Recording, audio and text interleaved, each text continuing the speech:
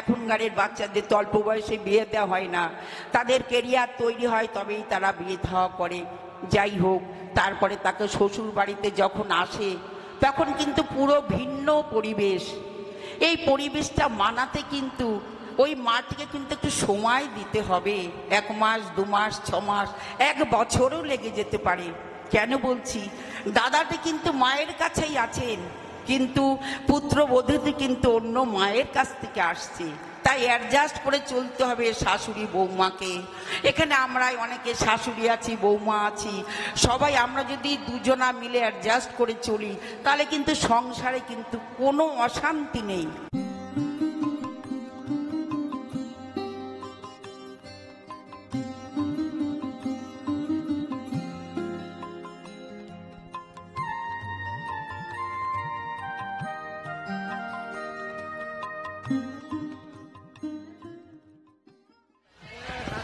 জয় গুরু, বন্দে পুরুষোত্তমম।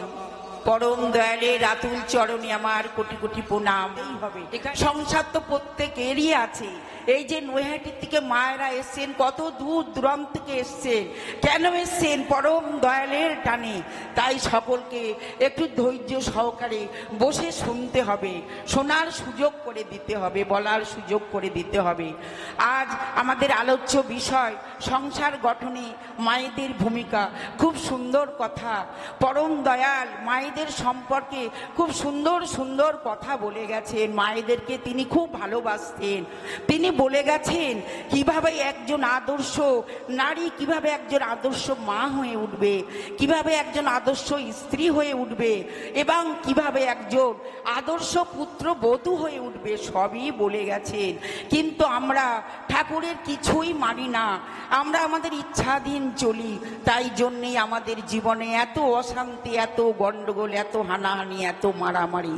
পরম দয়ালের দীক্ষা নিয়েছি, কিন্তু ঠাকুরের কথা আমরা মানতেই চাই না। যাই হোক, পরম দয়াল বলতেন একটা বাচ্চা, ছোট শিশু যখন সে আধো আধো কথা বলতে পারে তখন তার কানে মন্ত্র দিতে হয়, আর যখন 11-12 বছর বয়স হয়, সে বুঝতে শেখে, তখন তাকে দীক্ষা দিতে হয়।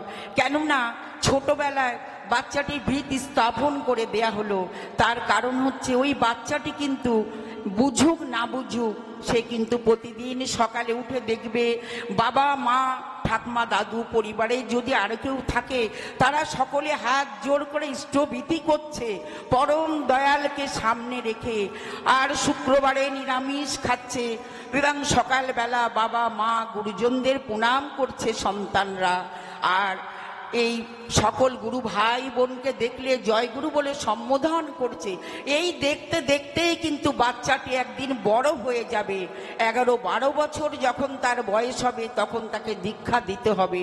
তখন কিন্তু বাচ্চাটির দিকে আর ফিরে তাকাতে হবে না, সে একদম পুরোপুরি ইষ্টমুখী হয়ে উঠবে। কারণ তার ছোটবেলার থেকে সে এইটা দেখতে দেখতেই আসছে। এটা কিন্তু একমাত্র সম্ভব মায়ের পক্ষেই, কারণ মাই কিন্তু সন্তানদের লালন পালন করেন। তাই মাই কখন দীক্ষা দিতে হবে সে মাই ঠাকুরের চরণে তাকে নিয়ে যাবেন, বাবা নয়। বাবা তো আছেনই, মাই হচ্ছে আসল। এবার ওই বাচ্চাটি যদি কন্যা সন্তান হয় তাকে তো শ্বশুর বাড়িতে যেতে হবে, স্থান পরিবর্তন করতে হবে। এই মেয়েটি কিন্তু বাবা মায়ের কাছে 20-25 বছর একটা নিয়মে কিন্তু মানুষ হয়। এখনকারের বাচ্চাদের তো অল্প বয়সে বিয়ে দেওয়া হয় না, তাদের কেরিয়ার তৈরি হয় তবেই তারা বিয়ে দেওয়া করে। যাই হোক, তারপরে তাকে শ্বশুর বাড়িতে যখন আসে তখন কিন্তু পুরো ভিন্ন পরিবেশ। এই পরিবেশটা মানাতে কিন্তু ওই মাটিকে কিন্তু একটু সময় দিতে হবে। 1 মাস 2 মাস 6 মাস 1 বছরও লেগে যেতে পারে। কেন বলছি, দাদাটি কিন্তু মায়ের কাছেই আছেন, কিন্তু পুত্রবধূটি কিন্তু অন্য মায়ের কাছ থেকে আসছে, তাই অ্যাডজাস্ট করে চলতে হবে শাশুড়ি বৌমাকে। এখানে আমরা অনেকে শাশুড়ি আছি, বৌমা আছি, সবাই আমরা যদি দুজনা মিলে অ্যাডজাস্ট করে চলি তাহলে কিন্তু সংসারে কিন্তু কোনো অশান্তি নেই। অশান্তি সৃষ্টি করি কিন্তু আমরা। তাই এই মেয়েটি যখন শ্বশুর বাড়িতে আসবে সে কিন্তু একটা সোনার সংসার তৈরি করতে পারবে। কেননা ছোটবেলা থেকেই সে কিন্তু ইষ্টমুখী হয়ে আসছে, ইষ্টকে চিনতে শিখে শিখেই সে কিন্তু আসছে।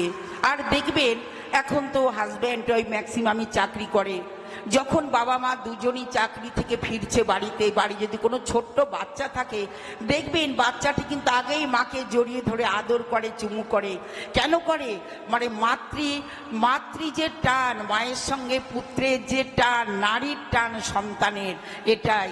তাই মায়ের পক্ষে সম্ভব সন্তানকে মানুষ করে কিভাবে বড় করতে হবে তার আগেই হচ্ছে তাকে পরম দয়ালের চরণে ঠাঁই দিতে হবে, তবে সে একজন প্রকৃত নারী হয়ে উঠবে, মানুষ হয়ে উঠবে। তাই পরম দয়াল তো সবই বলে গেছেন। আমি ছোট্ট একটা কথা বলি। একটি মা একটি দীক্ষিত পরিবার থেকে ছোটবেলার থেকে দীক্ষা নিয়ে বড় হয়েছেন, কিন্তু ছেলেটি খুব ভালো, অর্থ ঐশ্বর্য, গাড়ি বাড়ি, চাকরি বাকরি ভালো, এখন তো এটাই দেখে বিয়ে থা, কিন্তু ছেলেটি কিন্তু মানে দীক্ষিত নয়। যাই হোক, বিয়ে থা হলো, সবই ঠিকঠাক আছে, অসুবিধা নেই। 10 দিন 15 দিন যেতে না যেতেই চরম অশান্তি হয়ে গেল, আর অ্যাডজাস্ট হচ্ছে না। মাটি আমরা কি করি, যখন বাড়ির থেকে আসি, যখন শ্বশুর বাড়িতে যাই, তখন কি করা হয়, সমস্ত জামা কাপড়, সোনা দানা মা সব গুছিয়ে গাছিয়ে মেয়েকে দেয়, যাতে শ্বশুর বাড়িতে যে কষ্ট না হয়। কিন্তু ওই মা, ওর মা আর মেয়েটি কি করলেন, শ্বশুর বাড়িতে যাচ্ছেন আগেই ঠাকুরের ছবি দিয়ে দিলেন, জামা কাপড় পরে ওইটাকে দিয়ে দিলেন, বললেন মা তুমি শ্বশুর বাড়িতে যে এই ঠাকুরকে প্রতিষ্ঠা করবা।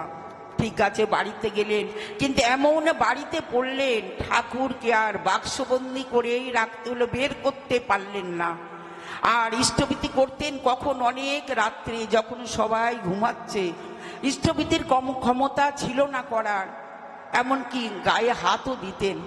যাই হোক, কৌটাটিও সরিয়ে রাখতেন। আর শুক্রবার আসলে কি করতেন, শাশুড়ি মা হাড়ির মধ্যে ডিম দিয়ে দিতেন, যাতে পুত্রবধূটি যাতে ভাত খেতে না পারে। এত অত্যাচার, কিন্তু এত অত্যাচার করে কি হবে, তার মাথায় তো ইষ্ট আছে। মাটি খুব কাঁদতেন, দয়াল একদিন তুমি আমার এই সংসারটি সোনার সংসার তৈরি করে দিও, আর যারা আছে গুরুজন তাদেরকে ইষ্টমুখী করে তোলো দয়াল, আমি তোমার দিকেই তাকিয়ে রইলাম।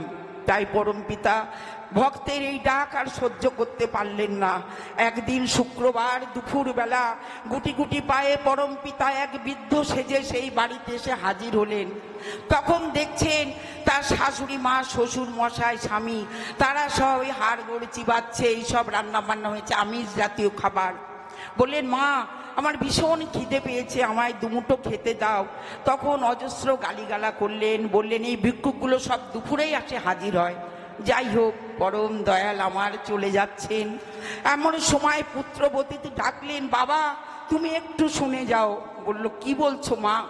বলছে বাবা তুমি মুড়ি খাবে। বলছে কেন মুড়ি খাবো কেন, তুই ভাত খাস না?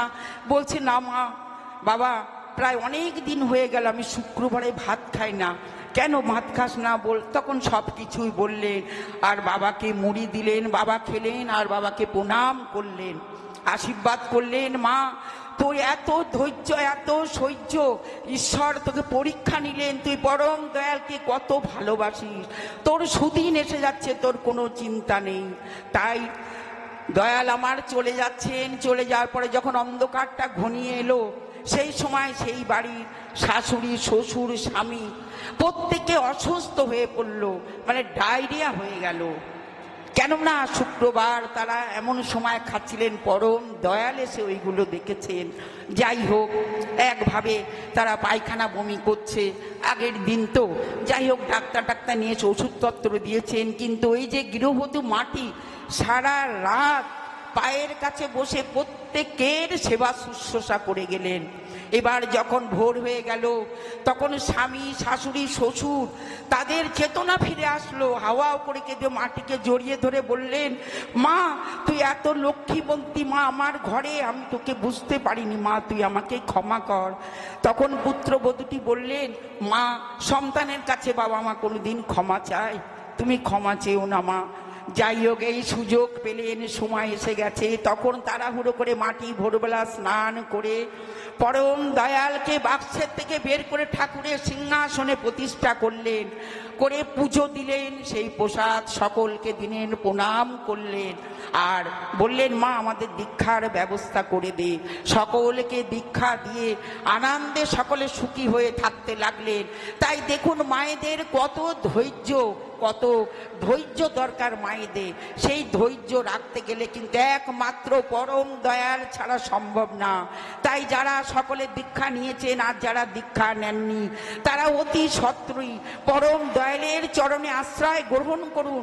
দেখবেন এর মধ্যে শান্তি পৃথিবীতে আর কিছু নেই। আপনি অর্থ ঐশ্বর্যের অধিকারী হবেন না, কিন্তু আপনি একটা ভালো মানুষ হয়ে হতে পারবেন। আমি এই বলে আমার ছোট্ট আলোচনা শেষ করছি। জয় গুরু, সকলে ভালো থাকবেন। বন্দে পুরুষোত্তম।